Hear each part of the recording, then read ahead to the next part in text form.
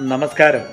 നിങ്ങളുടെ പാർട്ട്ണറോട്, ഭാര്യയോട് അല്ലെങ്കിൽ ഭർത്താവിനോട് ഒരു ദിവസം മുഴുവൻ ദേഷ്യത്തിലാണെങ്കിൽ നിങ്ങൾ മനസ്സ് തുറന്ന് സംസാരിച്ചുകൊണ്ട് അന്നാന്ന് ദിവസം തന്നെ അത് തീർക്കാൻ വേണ്ടി ശ്രമിക്കുക. കമ്മ്യൂണിക്കേഷൻ എന്ന് പറയുന്നത് വളരെയധികം ഇമ്പോർട്ടൻ്റ് ആണ്.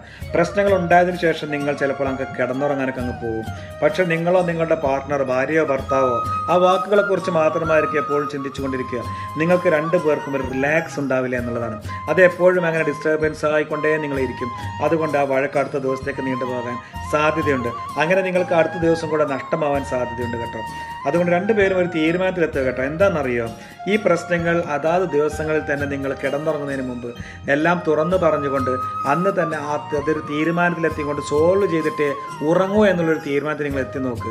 അപ്പോഴേക്കും നിങ്ങളുടെ എല്ലാ പ്രശ്നങ്ങളും സോൾവ് ആയിരിക്കും. അപ്പോഴാണ് നിങ്ങൾക്ക് റിലാക്സ് ആവുകയുള്ളൂ. അടുത്ത ദിവസം നിങ്ങൾക്കൊരു പുതിയ പുലരിയെ വരവേൽക്കാൻ സാധിക്കുകയുള്ളൂ എന്നുള്ളതാണ്. സുഖമുള്ള രാവിലെ നിങ്ങൾക്ക് ലഭിക്കുമെന്നുള്ളതാണ്. പൂർവ്വസ്ഥിതിയിലേക്കും പഴയ സ്നേഹത്തിലേക്കും പ്രണയത്തിലേക്കൊക്കെ നിങ്ങൾക്ക് മാറാൻ സാധിക്കുമെന്നുള്ളതാണ്. എല്ലാവർക്കും നന്മ വരട്ടെ. സ്നേഹം മാത്രം കമ്മ്യൂണിക്കേറ്റ് ചെയ്യുക. അതുകൊണ്ട് എല്ലാവരുടെ പ്രശ്നങ്ങളും അന്നാം ദിവസം സോൾവ് ചെയ്യുക. Thank you. നമസ്കാരം.